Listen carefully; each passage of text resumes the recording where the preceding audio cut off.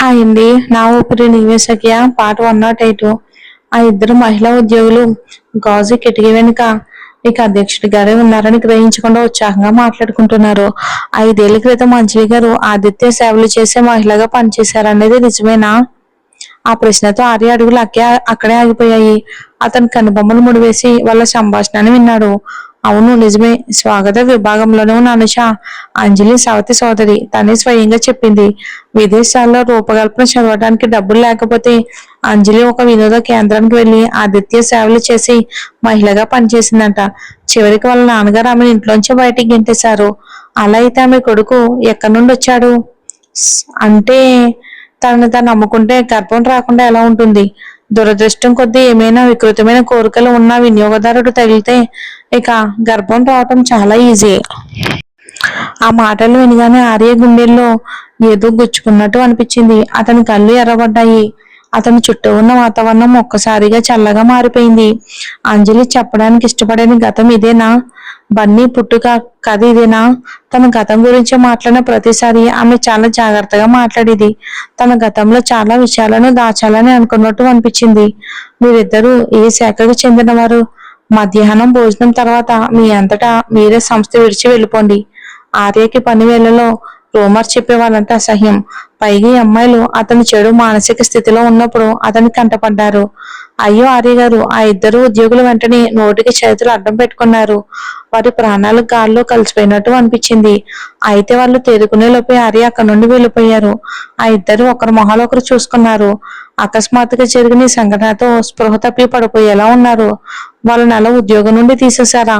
ఇంతలో అంజలి ఆఫీస్ గాజు తలుపు బయట గందరగోళాన్ని విజయవంతంగా అడ్డుకుంది. ఎలాంటి పరధ్యానానికి లోనవ్వకుండా అంజలి ఒక చేతితో ఐప్యాడ్, మరో చేతిలో కలం పట్టుకుని తన స్ఫూర్తికి అనుగుణంగా అనేక రూపకల్పనలను గీస్తుంది. ఆమె తన చిత్రాలలో మునిగిపోయి ఉండగా ఎవరో తలుపు తెరుచుకుని వచ్చి ఆమెను ఇబ్బంది పెట్టారు. అంజలికి అలా అంతరాయం కలగటం ఇష్టం ఉండదు. ఆమె తల పైకెత్తి విచారమైన ముఖంతో ఆహ్వానం లేకుండా వచ్చిన వ్యక్తి వైపుకు కళ్ళతోనే చంపేసేలా చూసింది. ఐప్యాడ్ ను పక్కన పెట్టి ఆమె ప్రశ్నించింది. ఏంటి విషయం? ఆర్య ఆమె టేబుల్ దగ్గరకు వచ్చి 2 చేతులను బల్లపై అందించి ఆమె కళ్ళలోకి చూస్తూ, అంజలి, నీ గతం గురించి నిజం చెప్పు. అది ఎలా ఉన్నా పర్వాలేదు. నేను నిన్ను నిందించనని మాటిస్తున్నాను అని పట్టుపట్టాడు. అతనికి పిచ్చి పట్టిందని అంజలి అనుకుంది. ఆమె ముందు చేతులు కట్టుకుని కుర్చీలో వెనక్కి వాలి, నా గతం గురించి ఏ భాగాన్ని నేను మీకు చెప్పాలి అని అడిగింది. ఆర్య ముఖ కవలికలు కొద్దిగా మారాయి. ఆమె గతాన్ని వదిలి చీకటి నుండి బయటికి రావాలని అతను కోరుకున్నాడు. అప్పుడే ఆమె భవిష్యత్తును సానుకూలంగా ఎదుర్కొని తనను అంగీకరించి తనతో ఉండగలదు. ఆమె నా బాధ నుండి బయటపడేయాలి. ఆమె గతంలో చేసిన పనుల గురించి గాని, ఆమెకి ఇతర అబ్బాయిలతో ఏమైనా సంబంధాలు ఉన్నాయనే విషయం గురించి కానీ అతను పట్టించుకోలేదు. ఎందుకంటే అన్నిటినీ పక్కన పెట్టడానికి అతను సిద్ధంగా ఉన్నాడు. అతని దృష్టిలో వారిద్దరి భవిష్యత్తు మాత్రమే ముఖ్యం. విదేశాల్లో చదువుకోవడానికి డబ్బుల కోసం 5 ఏళ్ల క్రితం నువ్వు ఆదిత్య సేవలు చేసే మహిళగా పనిచేశావని, వినియోగదారులకు సేవ చేయడానికి ఎప్పుడు వినోద కేంద్రానికి వెళ్తూ వస్తూ ఉండేదానివని నేను విన్నాను. ఆ సమయంలోనే నీకు బన్నీ పుట్టాడని కూడా విన్నాను. నేను చెప్పింది నిజమేనా? మీ నాన్నగారు నిన్ను ఇంట్లో నుంచి కూడా గెంటేశారంట. ఇవన్నీ నిజమేనా? ఆర్య ఒకేసారి ప్రశ్నించాడు. అంజలి బుర్ర గిర్రున తిరగడం మొదలైంది. అనుష తప్ప ఇంత క్రూరమైన కథను ఇంకెవరు అల్లుతారు? అంజలి ముఖం ఎర్రబడక ముందే ఆమె 2 చేతులతో టేబుల్ని గట్టిగా కొట్టింది. ఆమె చర్యకు ఆర్య ఉలిక్కిపడ్డాడు. ఆమెకి ఏమైందో తెలియక ఆశ్చర్యంగా చూశాడు. అనుష! అంజలి అరుదుగా తిట్టేది. కానీ ఈ క్షణంలో ఆమె మర్యాదగా ఉండడానికి కూడా ఇష్టపడలేదు. ఆమె కేవలం అనుషను ఒక పట్టు పట్టాలి అనుకుంది. ఇంతలో ఆర్య ఆమెను చూస్తూ కళ్ళు పెద్దవి చేశాడు. అంజలి లేచి తలుపుకుండా బయటికి వెళ్ళిపోయింది. అయోమయంలో ఉన్న ఆర్యని ఒంటరిగా అక్కడే వదిలేసింది. ఎలివేటర్ మొదటి అంతస్తుకు రాగానే అంజలి భయపెట్టే ప్రభావాన్ని వెదజల్లుతూ స్వాగత విభాగం వైపుకు నడిచింది. అనుష తన చరవాణితో ఆడుకుంటుంది. కానీ అంజలి రావటం చూసి అపరాధ భావంతో లేచి నిలబడింది. అంజలి ఆమె ముందు నిలబడేసరికి అనుష తల చుట్టూ చేతులు పెట్టుకుని కొట్టే ధైర్యం ఉంటే కొట్టు, నేను నాన్నగారికి చెప్తాను అని హెచ్చరించింది. నీ గుట్టు రట్టు చేస్తానని భయపడుతున్నావా? 5 ఏళ్ల క్రితం నువ్వు ఒక వినియోగదారుతో ఉన్నది నిజం కాదా? అనుష గట్టిగా అరిచింది. అంజలి ముఖం ఒక్కసారిగా పాలిపోయింది. తర్వాత ఆమె టేబుల్ మీద ఉన్న ఒక ఫైల్ ని తీసుకుని అనుష ముఖం మీదకి విసిరింది. ఆ దెబ్బకు అనుష నొప్పితో కెవ్వుమని అరిచింది. ఆ ఫైల్ మొన్న ఆమె ముఖానికి గీసుకుపోయింది. స్పష్టంగా ఒక ఘాటు పడింది. అమ్మో, నా ముఖం. అనుషకు తన ముఖం అంటే ప్రాణం. ఆ గీత నుండి రక్తం రాకపోయినా ఆమె గుండె బద్దలైనంత పని అయింది. ఆర్య లిఫ్ట్ నుండి బయటకు వచ్చేసరికి తను చాలా ఆలస్యం చేశానని గ్రహించాడు.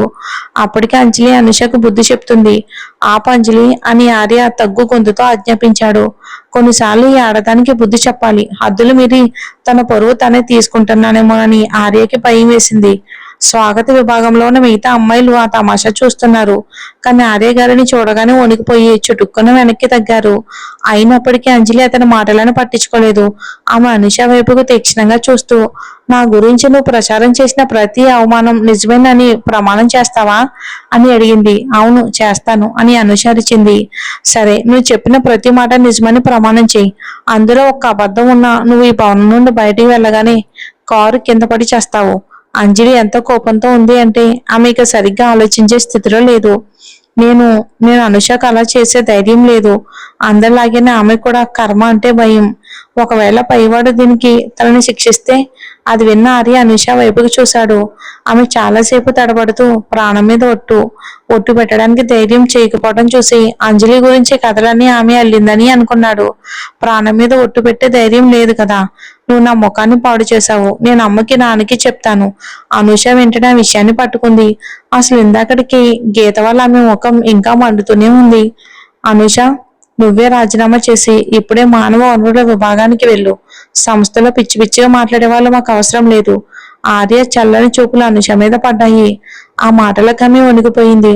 తన ముందున్న ఆ అందమైన అబ్బాయి వైపుగా చూస్తూ అతను అతన్ని అక్కడి నుండి ఉద్యోగం నుంచి తీసేశాడంటే నమ్మలేకపోయింది. అంజలి దాని గురించి ఇదంతా చేశాడు, తన కోసమే చేశాడు. అనుష మనసులో తిట్టుకుంది. ఎప్పటికైనా దీని మీద ప్రతీకారం తీర్చుకుంటానని అనుకుంది. తన బ్యాగ్ తీసుకుని అవమానంతో రగిలిపోతూ ఎంట్రన్స్ నుండి కోపంగా వెళ్ళిపోయింది. మానవ వనరుల విభాగంలో రాజీనామా ప్రక్రియ పూర్తి చేసే ఓపిక కూడా ఆమెకి లేదు. అంజలి ఒంటి నిండా ముళ్లతో ఉన్న నిప్పులాంటి గులాబీలా ఉంది. ఆమె చూపు స్వాగత విభాగంలో ఉన్న మిగతా అమ్మాయిల మీద పడగానే వాళ్ళు భయంతో వణిగిపోయారు. వాళ్ళు కూడా ఈ విషయంలో ఇరుక్కుంటారేమోనని భయపడ్డారు.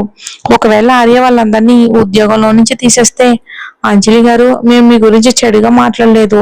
అవును, ఆ రూమర్స్ అనే అనుష మాత్రమే ప్రచారం చేసింది. మేము అలాంటి రూమర్స్ వ్యాపించి చేయటంలో వాళ్ళ ప్రమేయం కూడా ఉందని అంజలికి తెలుసు. కానీ అంతా అనుష తప్పే కాబట్టి తను ఇంకేమీ అనదలుచుకోలేదు, మాట్లాడదలుచుకోలేదు. బదులుగా మేము ఒంటరిగా కాసేపు గడపాలి అనిపించింది.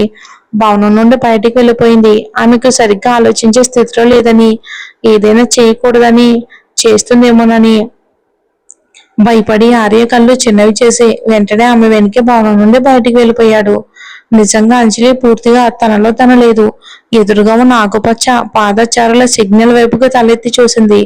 కానీ రోడ్డు దాటడానికి అడుగు పెట్టగానే ఆ దీపాలు వెంటనే ఎర్రగా మారాయి. అదృష్టవశాస్తు ఒక బలమైన చెయ్యి ఆమెను పట్టుకుని రోడ్డు పక్కకు లాగింది. ఆమె చెవి పక్కన ఒక నిరాశ కోపంతో కూడిన గొంతు వినిపించింది. ఆర్య, చచ్చిపోవాలని ఉందా అని అరిచాడు. దానికి బదులుగా ఆమె ఆ మనిషి వైపుకి చూసి తనను తన ఏతాళి చేసుకుంటూ, మీరు కూడా వాళ్ళ పిచ్చి మాటలు నమ్మారు కదూ? నేను ఆదిత్య సేవకురాలిగా పనిచేశాను. ఎందరో అబ్బాయిలను సంతోష పెట్టాను. నేను మురికిదాన్ని కాబట్టి మీ చేతులు మురికి చేసుకోవటం ఇష్టం లేకపోతే నన్ను ముట్టుకోవద్దు అంది. ఆర్య ఆమె సన్నని భుజాలు రెండూ పట్టుకుని కళ్ళు చిన్నవి చేశాడు. ఆమె మాటలు కోపంతోనే అంటుందని తెలిసిన అవి వినగానే అతనికి కోపం కట్టలు తెంచుకుంది. అతను, నీ మీద నువ్వే ఆశ వదులుకోవడానికి వీల్లేదు అని గద్దించాడు. అకస్మాత్తుగా అంజలి అతను ముందు పిచ్చి పిచ్చిగా మాట్లాడడం మొదలు పెట్టింది. ఆమె స్పష్టమైన గుండ్రని కళ్ళు పెద్దవి చేసి గంభీరంగా అంది, నేను మురికిదాన్ని. వేరే అబ్బాయిలు నన్ను తాకారు కాబట్టి మీకు నచ్చినట్టు నన్ను అంచనా వేసుకోండి. ఆమె మాట పూర్తి చేయకముందే ఒక పెద్ద అరచేయి తన తల వెనుక భాగాన్ని పట్టుకోవడం ఆమెకి తెలిసింది. మరో చెయ్యి ఆమె నడుమును చుట్టివేసింది. మరియు అతని దగ్గర పుదీనా స్మెల్ వస్తుంది. వాళ్ళు ప్రస్తుతం రద్దీ రహదారి పక్కన నిలబడి ఉన్నారు. అక్కడ జనం వస్తూ పోతూ ఉన్నారు. అలాంటి చోట ఆర్య అంజలిని దగ్గరికి తీసుకున్నాడు. మరి ఏం జరుగుతుందో వచ్చే ఎపిసోడ్లో చూద్దాం.